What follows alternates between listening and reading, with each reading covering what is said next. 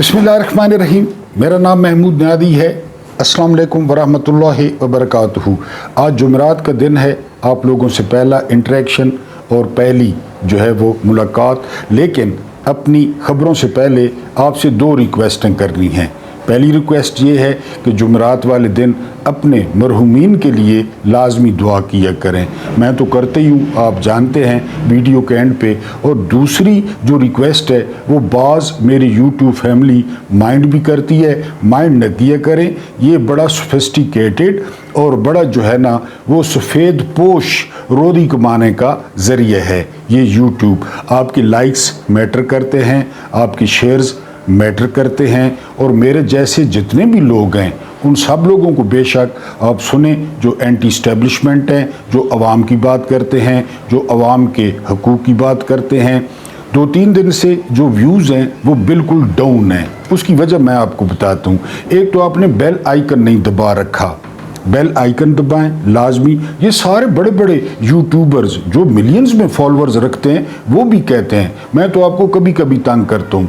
एक तो उस नोटिफिकेशन को ऑन करें, बेल आइकन को। दूसरा, नोटिफिकेशन जब आए तो उस वक्त जो है वीडियो समाप्त किया करें, उससे बड़ा अच्छा असर पड़ता है। फिर आपसे रिक्वेस्ट की थी कि अगर आपके पास टाइम ना हो ना तो वीडियो लगाकर रख छोड़ा करें, बेशक सुना ना करें।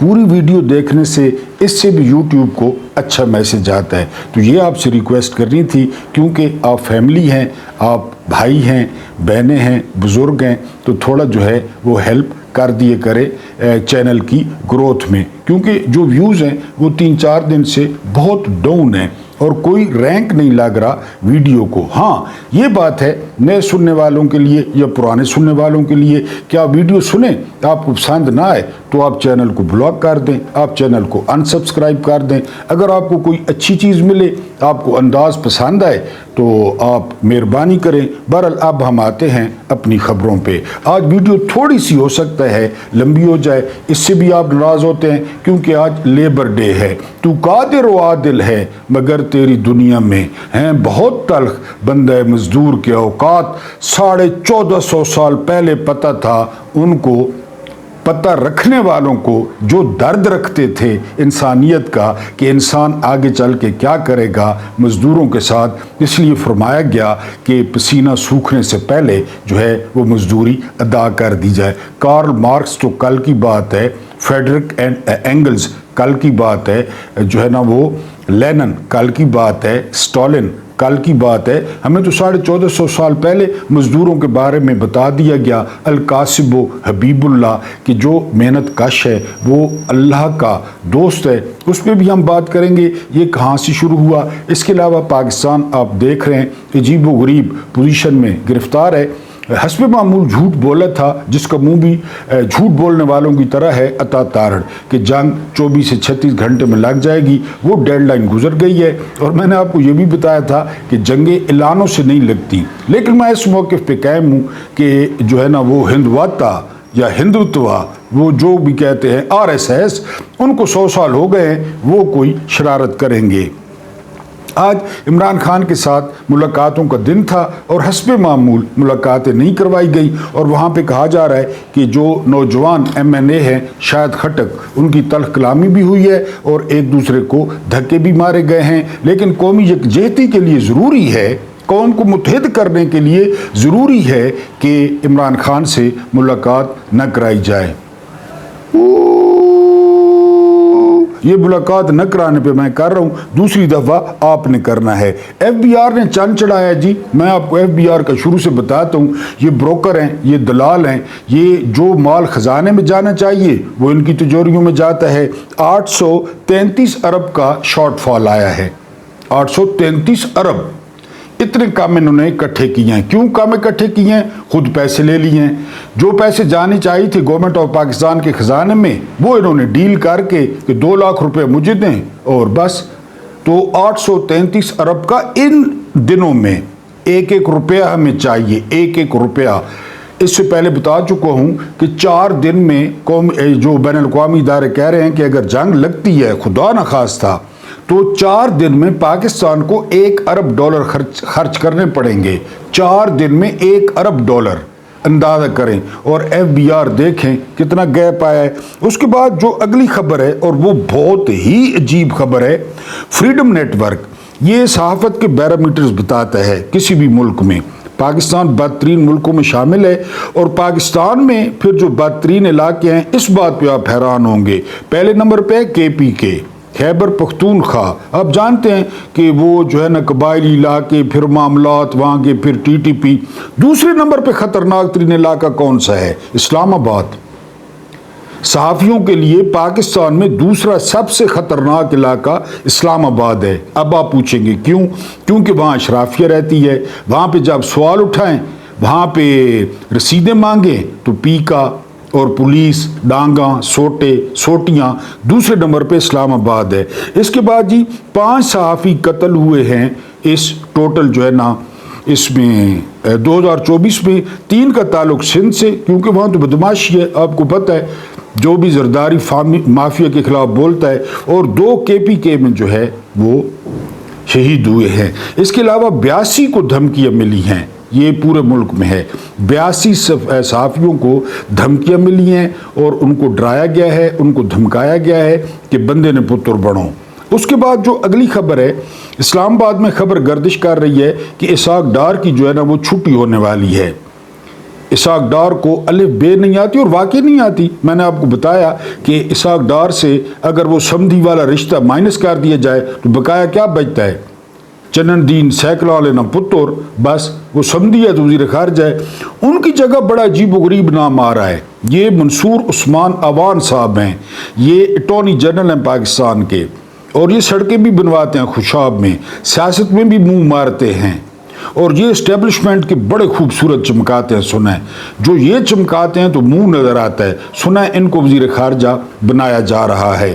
اس کے بعد اگر صورتحال خراب ہوتی ہے تو خان صاحب کو باہر لایا جا سکتا ہے، یہ کہنا ہے رانا ثناء اللہ کا۔ اور اس کے علاوہ جو PTI کی کور کمیٹی اور PTI کی سیاسی کمیٹی کا اجلاس ہوا ہے، انہوں نے بھی مطالبہ کیا ہے کہ اس وقت جب پاکستان مشکل دور سے گزر رہا ہے اس وقت عمران خان کو باہر ہونا چاہیے۔ عمران خان جو ہے وہ یکجہتی کی علامت ہیں۔ اس کے بعد جو اگلی خبر ہے وہ یہ کہ حاتم طائی کی قبر پر لات ماری ہے حکومت نے۔ پیٹرول اور ڈیزل کی قیمت میں 2 روپے جو ہے وہ لیٹر وہ کمی کر دی گئی ہے۔ یہ کمی اگر بین الاقوامی منڈی کو دیکھا جائے تو 100 روپے بنتی تھی، 98 روپے پھر خود رکھ لیے اور 2 روپے عوام کے منہ میں زیرہ ڈال دیا۔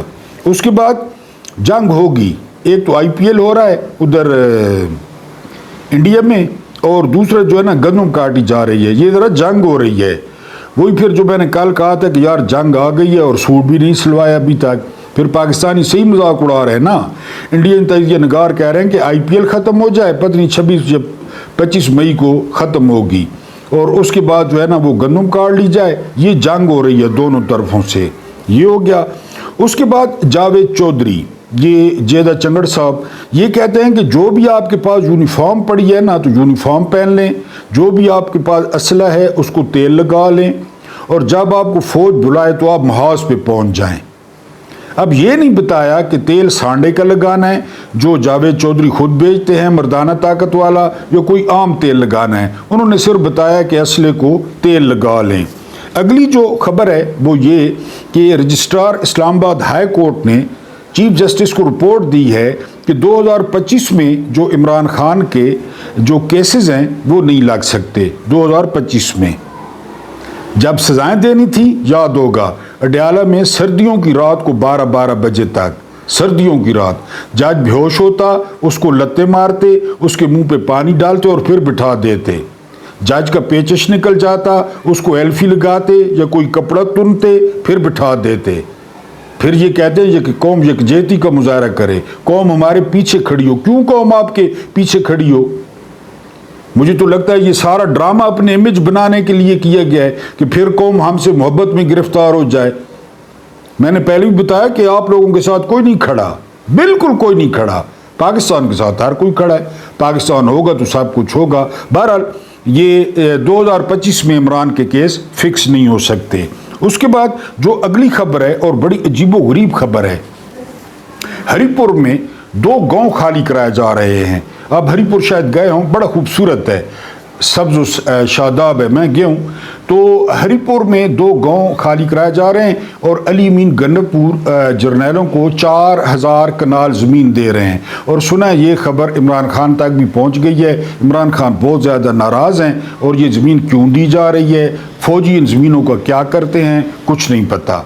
4000 कनाल हरिपुर में, और वहाँ पे ऑलरेडी 2 गांव हैं जिनको खाली कराया जा रहा है और ज़मीन की जो है ना लंबाई चौड़ाई नापी जा रही है। इसका जो इंकशाफ है, ये इंकशाफ किया शहजाद अकबर खान ने। आप जानते हैं कि बैरिस्टर शहजाद अकबर की जो खबरें हैं, क्योंकि वो वज़ीर रहे हैं, उनकी खबरें बड़ी पेटेंट होती हैं, 1-2 दिन बाद सच साबित हो जाती हैं। ये उन्होंने इंकशाफ किया है।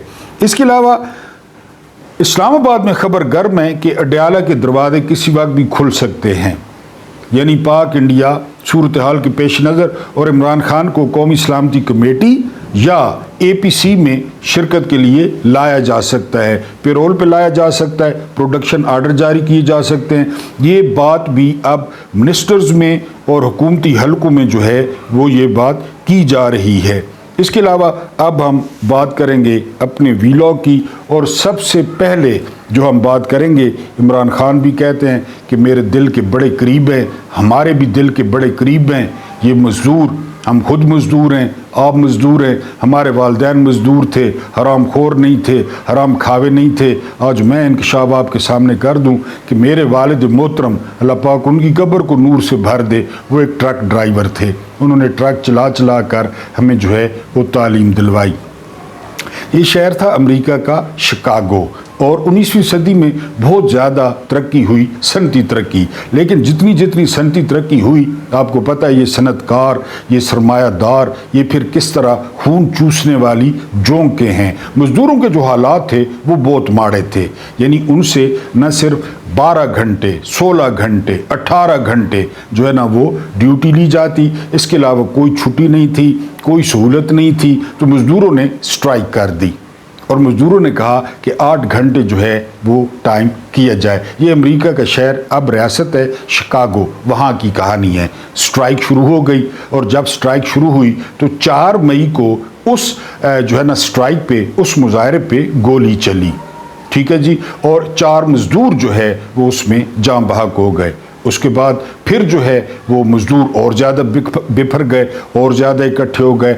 उसके बाद मूसलाधार बारिश में लाखों मज़दूर जमा थे जब उन पे फायरिंग की गई, और बड़ी शदीद फायरिंग की गई, जिसमें जो है वो दर्जनों जो मज़दूर थे वो शहीद हो गए।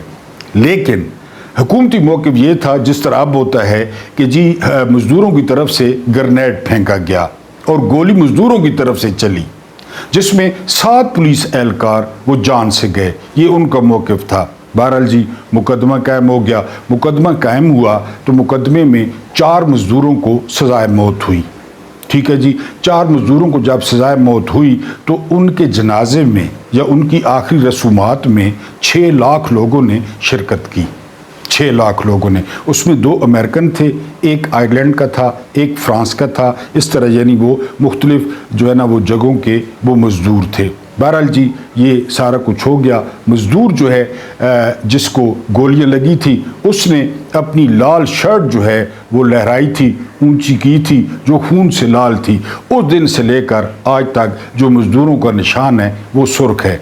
वो फांसी चढ़ गए, लेकिन वो इतना शऊर दे गए कि बाद में मामला निपट न सका, और 1894 में अमरीकी सदर क्लीवलैंड ने इसको लेबर डे डिक्लेयर कर दिया, मज़दूरों का दिन डिक्लेयर कर दिया। लेकिन असल काम कब हुआ? असल काम हुआ 1889 में, 1889 इनकलाब फ्रांस के मौके पर, जब मज़दूरों का हक तस्लीम कर लिया गया। 8 घंटे नौकरी, 8 घंटे नींद और 8 घंटे ख़ानदान के साथ, उस वक्त से ये लागू है। अब आप 8 घंटे से ज़्यादा काम करेंगे तो आपका ओवर टाइम कंसिडर होगा और आपको पैसे दिए जाएंगे। ये शिकागो के मज़दूरों की जो है कुर्बानी थी। इसके अलावा इनकलाब फ्रांस ने 1 मई को लेबर डे का ऐलान कर दिया, छुट्टी का ऐलान कर दिया। आज छुट्टी है, आप जानते हैं। इसके अलावा वहाँ पे जो मैटरनिटी छुट्टियाँ थी ख़वातीन के लिए, ان کو جو ہے نا منظور کیا گیا۔ اس کے علاوہ مزدوروں کے لیے اسپیشل عدالتوں کی منظوری دی گئی کہ لیبر کورٹس ہوں گی، وہاں پہ ان کے کیسز چلیں گے، پینشن کے، تنخواہ کے۔ اس کے علاوہ ہفتہ وار ان کی چھٹی کا اعلان ہوا۔ اس کے علاوہ ان کے لیے مختلف جو ہے وہ رعایتوں کا اعلان ہوا۔ تو اس کا جو ہے نا لب لباب کیا کہ جو انقلاب ہے، جو تبدیلی ہے، وہ خون مانگتی ہے، خون کے بغیر کچھ بھی نہیں ہوتا۔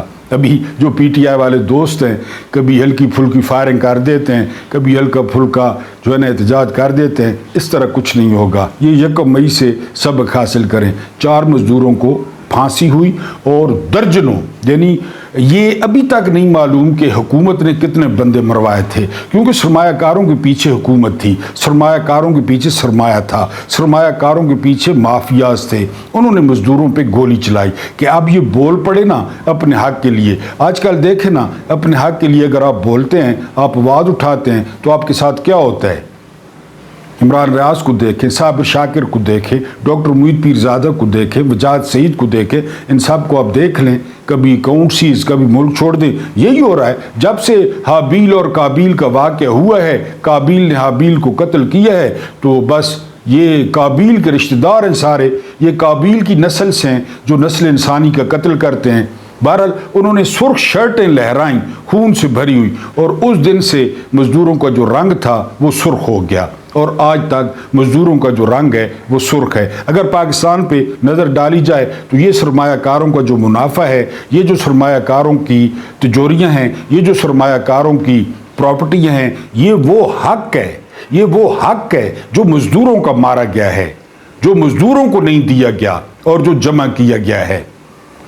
اور یہ مزدور کون ہوتا ہے؟ یہ مزدور وہ ہوتے ہیں کہ جب پہلے خلیفہ راشد حضرت ابو بکر صدیق رضی اللہ تعالیٰ عنہ نے حلف اٹھایا تو ان کے نان نفقے کا جب مسئلہ آیا کہ روٹی پانی اب تو وہ ظاہر سیاسی کردار ادا کریں گے، تو انہوں نے کہا تھا مدینہ میں جا کر کسی مزدور کی مزدوری کا پوچھ لیں، جتنی وہ لے رہا ہے اتنی بیت المال مجھے دے دیا کرے۔ یہ ہے مزدور کی عظمت۔ اس دنیا کا معمار مزدور ہے، اس دنیا کی خوبصورتی میں مزدور کا ہاتھ ہے۔ یہ ابھی اب جا کر شاہ فیصل مسجد دیکھیں، کوئی بھی دیکھیں، شاہی قلعہ دیکھیں، جا کر مینار پاکستان دیکھیں، تو وہ جو ان کی بنیادوں میں دفن ہو گئے یہ وہ مزدور ہی تھے۔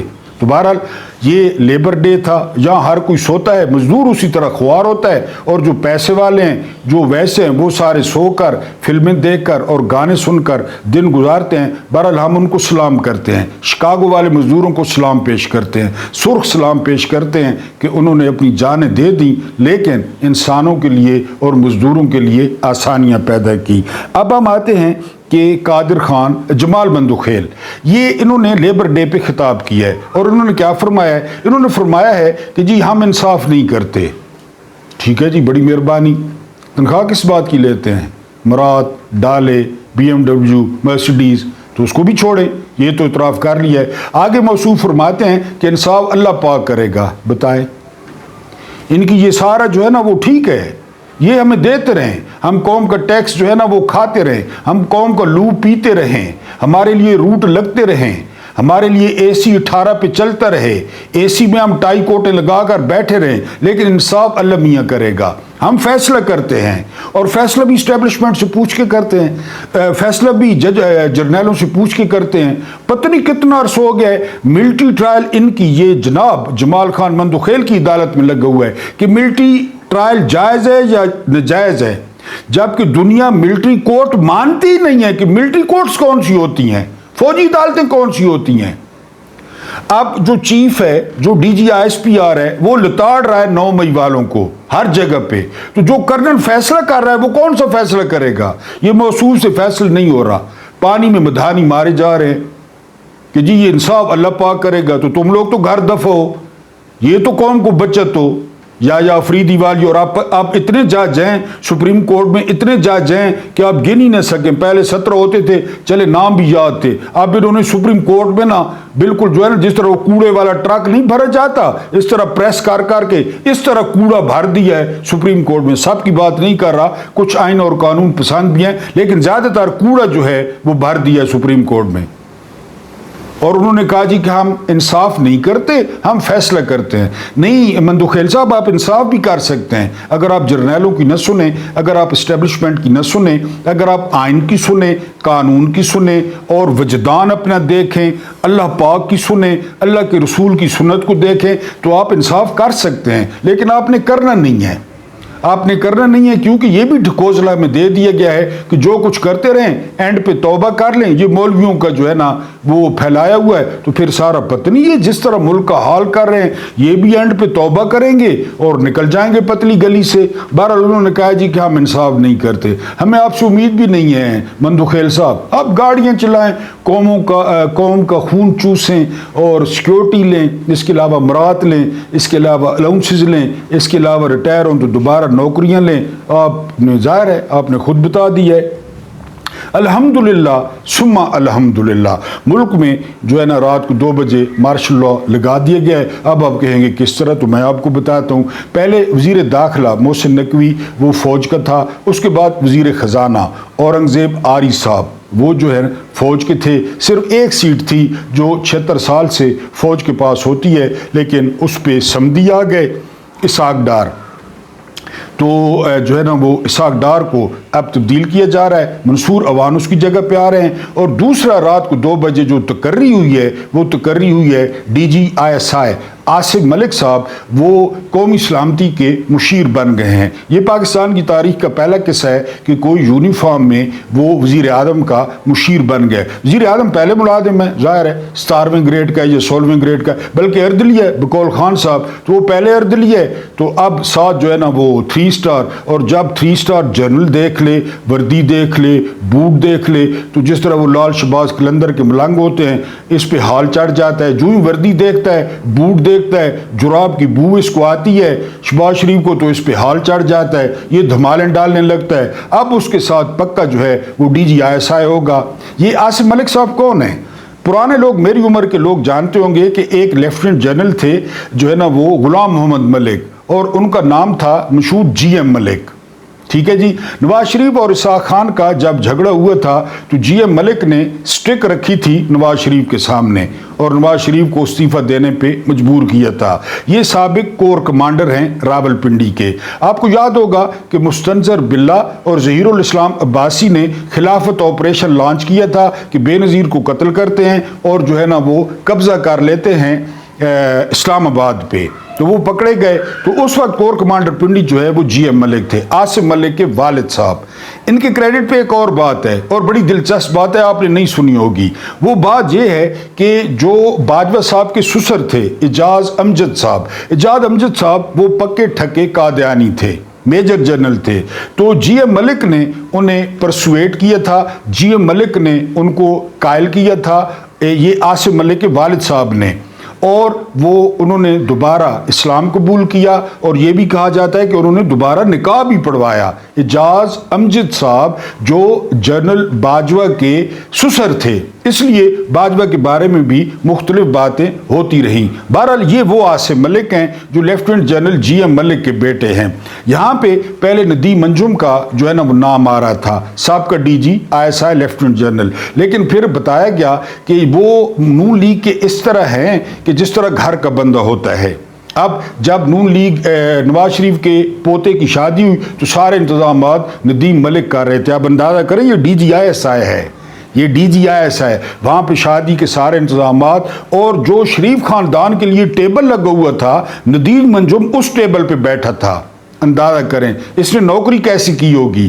عرش شریف کو یاد کریں، مریم نواز کا کیک کاٹنا یاد کریں، اس وقت جناب DGISI تھے کہ یہ شریف فیملی کے اتنے قریب ہیں کہ جی جرنیلوں نے کہا کل کو اگر شریف فیملی کے ساتھ یہی کرنا پڑا جو PTI کے ساتھ کر رہے ہیں تو پھر ندیم منجو مشیر ہوگا۔ پہلے انہیں لارا لگایا گیا کہ آپ کو بنائیں گے، پھر انہوں نے کہا نہیں جی۔ اب یہ جنرل عاصم ملک، یہ GM ملک کے بیٹے ہیں، ان کو مشیر لگا دیا گیا ہے قومی سلامتی کا، اور یہ پاکستان کی ہسٹری میں پہلی دفعہ ہوا ہے۔ بہرحال اب ہم جو ہے نا وہ آتے ہیں کہ قوم جی فوج کے ساتھ کھڑی ہو، قوم فوج کے ساتھ کھڑی ہو، یکجہتی کا وقت ہے، انڈیا حملہ کر سکتا ہے، پاکستان کے ساتھ جنگ چھڑ سکتی ہے، قوم کھڑی ہے فوج کے ساتھ، ٹھیک ہو گیا جی، فوج کے ساتھ، ٹھیک ہے. اس کے بعد فوج کس کے ساتھ کھڑی ہے؟ فوج کھڑی ہے چوروں کے ساتھ.